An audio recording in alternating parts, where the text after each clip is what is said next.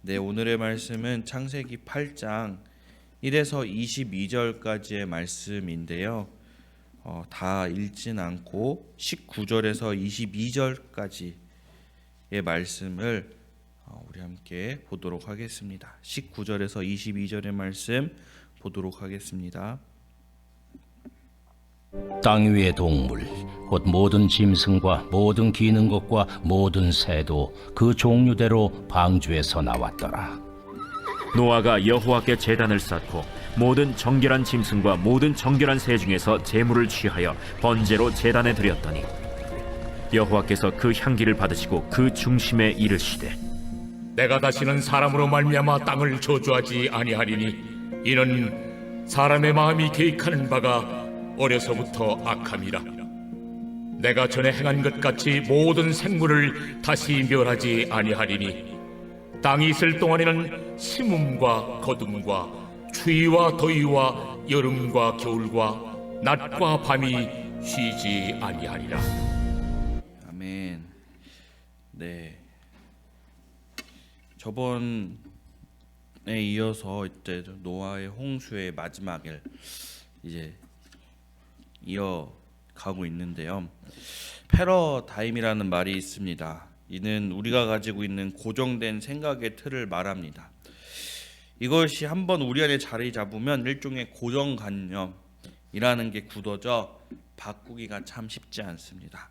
이런 고정관념을 깨려면 이것과 비슷한 틀이 아니라 이것을 아예 뒤집는 새롭고 압도적인 전혀 다른 틀로 접근해야 한다고 많은 사람들이 이야기합니다. 일본의 이나모리 가즈오라는 사람이 있습니다. 이분은 일본의 유명한 반도체 기업인 교세라를 창립하고 일본에서 가장 존경받는 경영인, 또 한국에서는 좋아하는 기업이기도 합니다. 이 이나모리가 혼다를 창업한 마쓰시다 고노스케의 이야기를 자기의 책에서 소개를 하고 있는데요. 마쓰시다가 운영하던 텔레비전 회사는 브라운관을 생산하고 있었습니다. 그런데 점점 그 가격이 내려가고 있는 것입니다. 이것은 회사에 엄청난 부담을 주었습니다. 기술자들이 모여 회의합니다. 어떻게 이 생산 원가 10%를 줄일 수 있을까? 아무리 이야기하고 토론을 해도 결론이 나지 않았습니다. 이때 마쓰시타가 지나가며 한마디 했다고 합니다.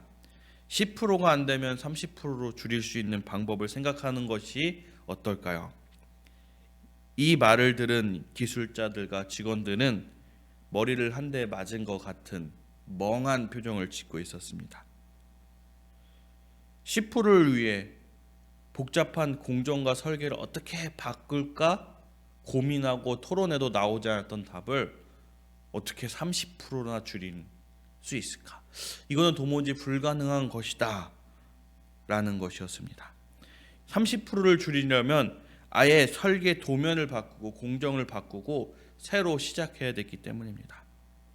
이렇게 처음부터 다시 시작하고 새롭게 다른 틀로 생각하고 다시 시작하는 것을 이 패러다임 시프트 또는 발상의 전환이라고 하는데요.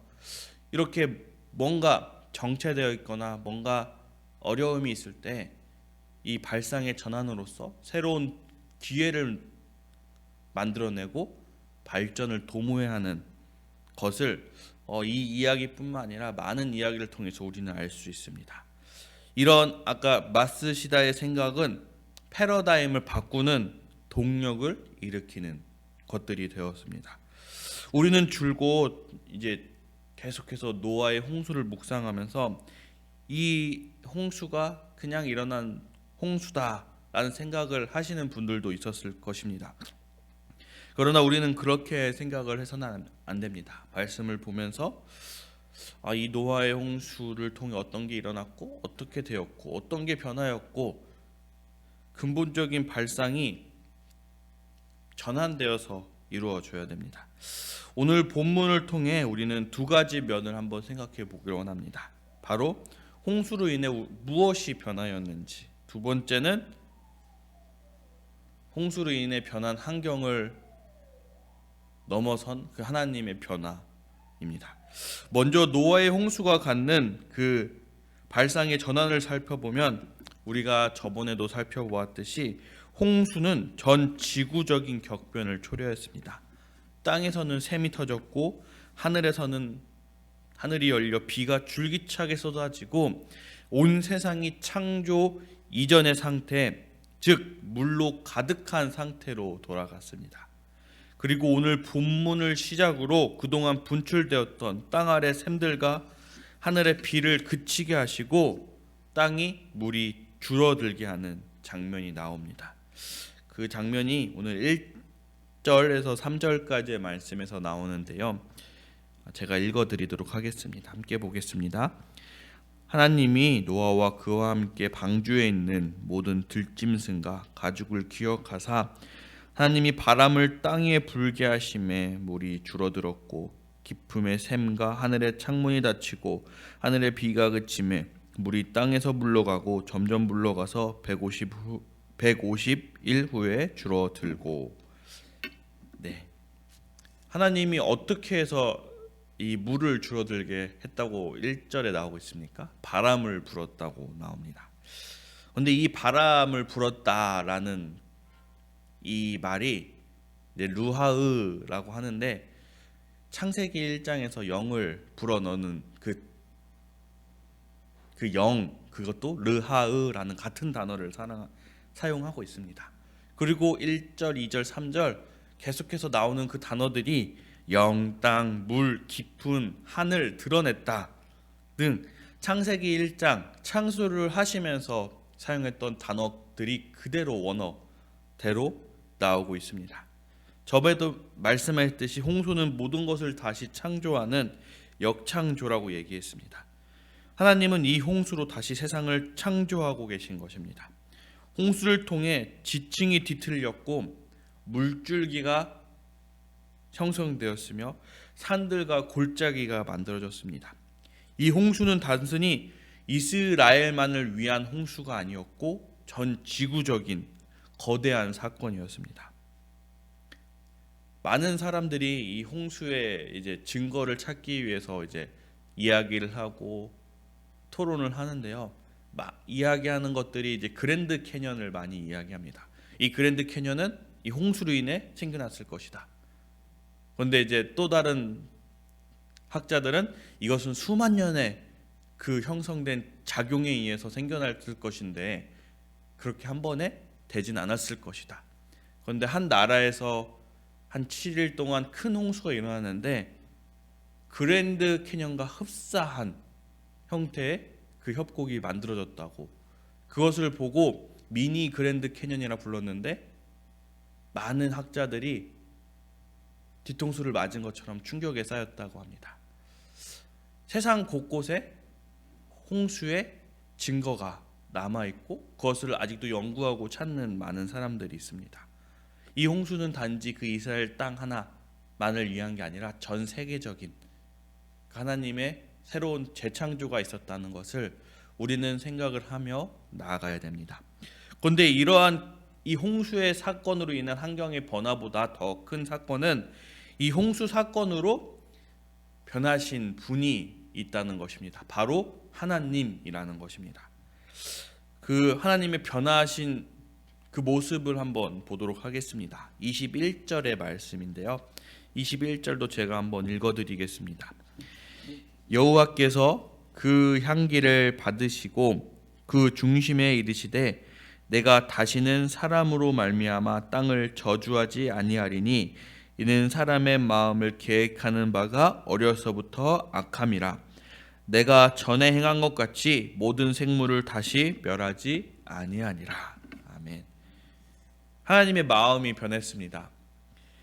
이제는 더 이상 이것과 같은 심판을 너희에게 주지 않겠다라는 것입니다. 왜냐?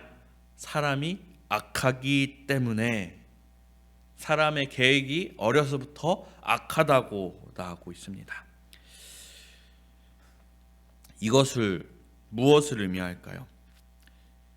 이것은 미래에 대한 희망은 인간의 발버둥, 노력, 재능이 아직 오직 하나님께 있다는 것을 우리를 보고 생각을 하게 합니다.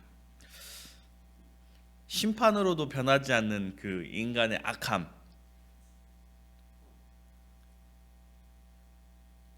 그 심판으로 변하지 않는 인간의 모습들, 하나님이 이제 직접 그 선하심으로 변하지 않는 그 인간들을 붙드시고 그들을 보존하고 생존시키기로 마음을 먹으신 것 같습니다. 이제는 더 이상 심판이 아닌 죄와 사망 가운데 허우적거리는 자신이 창조한 그 피조물들을 위해 새로운 일을 행하시기로 오늘 본문을 통해 결심하신 것 같습니다. 그 새로운 일이 무엇일까요?